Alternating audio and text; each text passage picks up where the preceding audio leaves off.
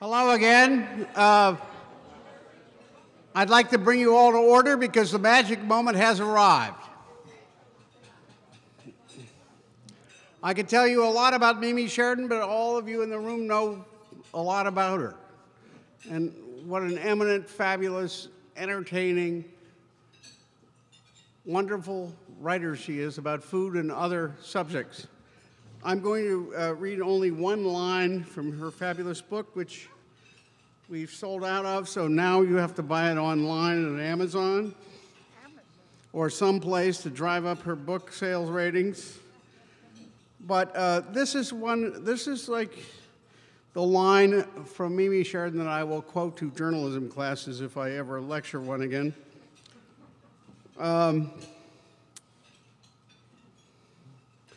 Indeed, a savvy editor I worked for once accused me of being a person who appears to be doing one thing, but who is really doing something else. He sure had my number, as the food articles I proposed were invariably inspired by the places I wanted to see. Parentheses, want to visit southern Spain, question mark? Why not suggest an article on the growing, harvesting, and curing of capers, question mark? It worked for me, and it might work for you. Now, I have never read a better definition of a journalist's boondoggle than that. I mean, if there was, that is up there with like how to fill out your expense account in terms of professional expertise. So on that note, I welcome Mimi to the podium. Our fellow Silurian, I might add. I really have to thank you all for being here. It's not only wonderful to see a room full of people who have come to hear me talk about this, but so many old friendly faces, so many steps in my career. Obviously, many friends from the New York Times, but I have to especially say it was almost a shock to see Ed Fancher, the publisher of the original Village Voice, which I worked for when Dan Wolfe was there and Dave Margulies and Norman Mailer, and that was sort of an introduction to how you can say what you really want to say. And I think that that plus New York Magazine after it, and Jane Maxwell, who was Clay's first most important assistant, is here. And when you work for places like that, you know you can take really big chances and say what you want, and then you make a name, and then when you have the name, the New York Times calls you. So those were the steps. I have said in the introduction to 1,000 Foods that it is in many ways an autobiography. And what Alan pointed out has always been true. I was very influenced as a child by a poem in Robert Louis Stevenson's Child Garden of Verses. It was called Travel, and it begins, I would like to rise and go where the golden apples grow. And that lodged in my mind, and I have had one long boondoggle, he's right about that, rising and going in search of golden apples. When you do research on food and are fortunate enough to travel all over the world, it begins to define your life, which is what makes it partially the framework of an autobiography. The friends I've made all over, the peculiar not only countries, but corners of countries and streets I would never have wandered into if I weren't looking for a particular ingredient or a restaurant or a dish or someone to interview. Some of the best restaurants that I've found have been in streets lined with auto body shops, which I would certainly not have gotten to if it hadn't been a particular seafood restaurant in Israel, for example, or a meat steak restaurant in Rome, all where there were auto body shops. Food, of course, which I've been writing about for 60 plus years, the first place I wrote about it was Q Magazine, where I reviewed restaurants, and they thought Mimi Sheraton was a very improbable name, and would I please write as Martha Martin. So for 3 years, I was Martha Martin. and finally came out at the Village Voice as Mimi Sheraton. Food is a wonderful handle with which to pick up cultures. It's religion, it's superstition, it's lore, it's economy, it's craft, it's art. And I think when you meet strangers who are in your realm of interest, you meet on a common ground, which makes it much, much easier to establish a friendship. When people ask, why did you write the book? And frankly, the answer was money. And the hope that it would do as well as its predecessor, which inspired me, by Workman, the same publisher, 1,000 Places to See Before You Die. I had dinner with the author of that, and I thought, why not 1,000 foods? So I went home and said to my dear husband, Richard Falcone, who I lost a year and a half ago and never saw the book come to fruition, I thought about doing this, and he said, you're out of your mind. And he was right, because the contract called for delivery in 2 years, and it took 10. Not every day for 10 years, but a 10-year obligation. Through it all, Peter Workman, who created that great publishing company and who left a legacy of similar behavior and ethics, they never once threatened to pull the plug, nor handed me the author's nightmare, return the advance. That never happened. It took 10 years. When I first decided I was going to do it, I sat down and wrote a list of what I thought should be in it, just off the top of my head, and I had close to 1,800 items. I obviously had to hone that. New things presented themselves, and I was trying very much for a global spread, because I think people who can consider something they consider horrible to eat is much loved in another country, maybe there's the possibility of understanding, though I would not say that's true of Vegemite. If anybody has ever had Vegemite, it's the Australian version of Marmite. And I went to the Vegemite factory in Melbourne, Australia, and when someone from the factory met me at the airport, as we began to approach in the car, I smelled something funny. And he said, that means we're 5 miles from the plant. And yet, Australian and New Zealand children eat it the way our kids eat peanut butter. So I kept trying it and trying it to see what the appeal was, and it must have just been habit for something very salty, very yeasty, very fetid, and I think very good for you. I drew inspiration for meals not only from ingredients and whole meals and dishes, but from sources like literature and film and art. Roman fruits, for example, in summer, where I was inspired to consider those after a painting by Caravaggio called A Basket of Summer Fruit. And so it explains the fruits in the painting. Mozzarella and carrozza, the marvelous French fried cheese sandwich that Italian mothers give their children when there's nothing else around to make. I don't know how many of you remember the film The Bicycle Thief.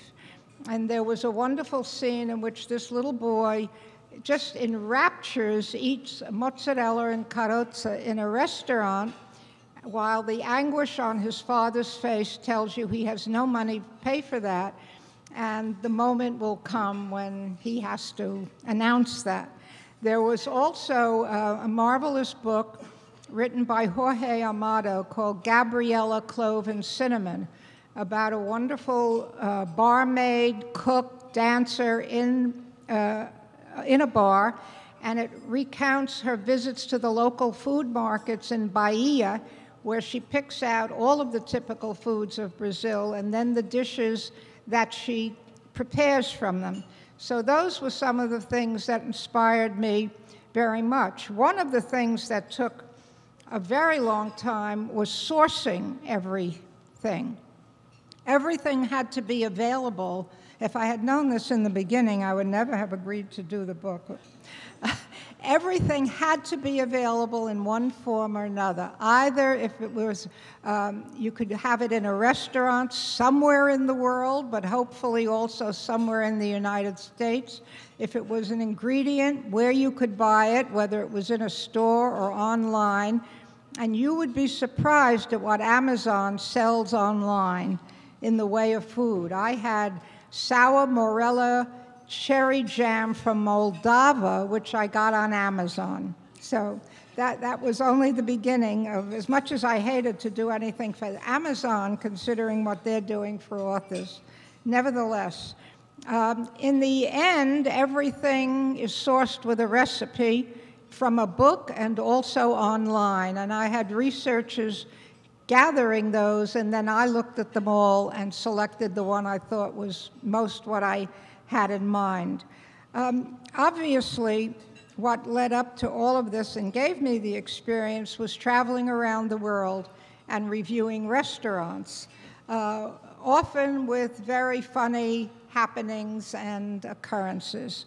I remember once a restaurant still there called Omen in Soho, which was a Japanese sort of a version of a noodle soup restaurant. And my husband and I were there with our teenage son, with friends who had a teenage daughter with us, and the kids were really hungry. And you know, the Japanese portions are very small, and the kids swooped down and ate everything as soon as it got to the table. And I spied a morsel on the other side of the table that looked like daikon radish soaked in soy sauce. And I reached over with chopsticks and got it, and I said, "This tastes like paper soaked in soy sauce," at which point my husband said, "You're eating my napkin."